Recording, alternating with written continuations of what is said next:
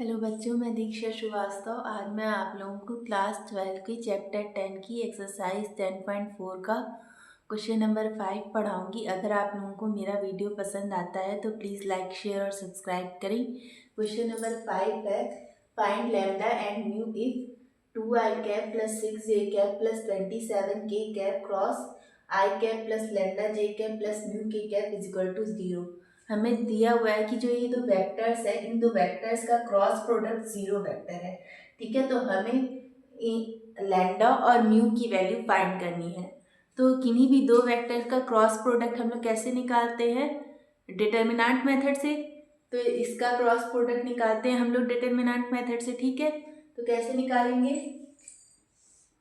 आई cap जे cap के cap, यहाँ पे i का कोफिशिएंट क्या है 2, j का कोफिशिएंट 6 और k का कोफिशिएंट 27। यहाँ पे i का कोफिशिएंट 1, j का कोफिशिएंट लैम्डा और k का कोफिशिएंट म्यू।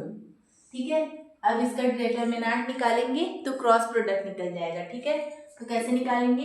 i कैप लिखेंगे, इन दोनों रो को छुपाएंगे और यहाँ से मल्टीप्लाई करेंगे 6 into mu, 6 mu minus 27 lambda,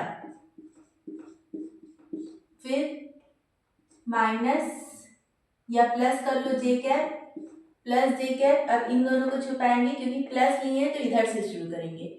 27 into 1 27, 2 into mu 2 mu, ठीक है, माइनस 2 म्यू, फिर प्लस के कैप। अब के कैप है तो इन दोनों रो को छिपाएंगे, 2 इंटू लैम्डा 2 लैम्डा और 6 इंटू 1 6।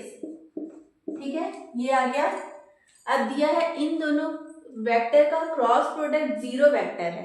ठीक है, क्रॉस प्रोडक्ट तो 0 वेक्टर ही आता है ना, वेक्टर ही आता है ना। तो यहाँ पे क्या आ जाएगा? 0 वेक्टर। अब 0 वेक्टर को हम लोग 0 के कंपोनेंट के रूप में लिख सकते हैं। कैसे लिख सकते हैं?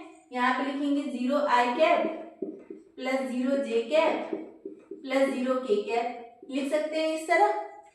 ठीक है, अब ये जो आई के कोफिशिएंट है, जे के कोफिशिएंट है और के कोफिशिएंट को हम लोग क्या कर लेंगे? कंपेयर कर लेंगे। कंपेयर करके हम लैम्डा और म्यू की वैल्यू फाइंड कर लेंगे।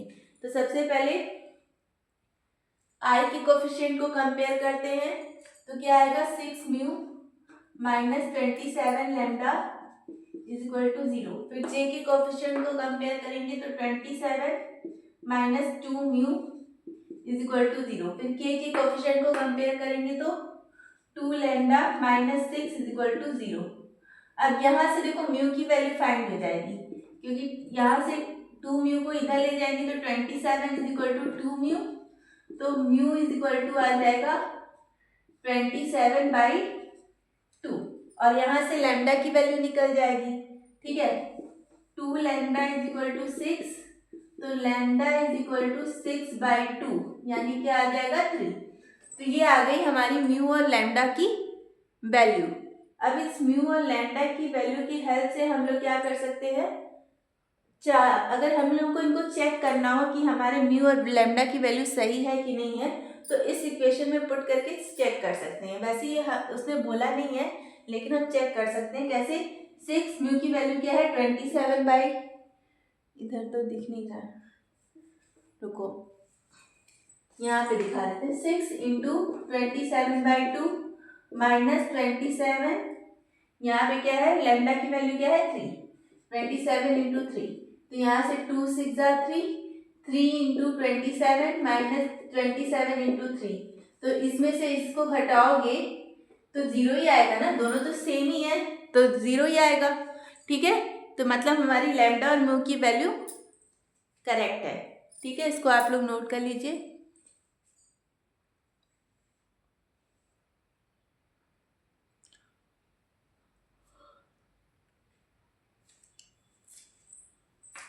तो अगर आप लोगों को मेरा वीडियो पसंद आता है तो प्लीज़ लाइक, शेयर और सब्सक्राइब करें। अगर आप लोग मेरे चैनल पर नए हैं तो ज़रूर से ज़रूर सब्सक्राइब करें और कमेंट करें। Thank you.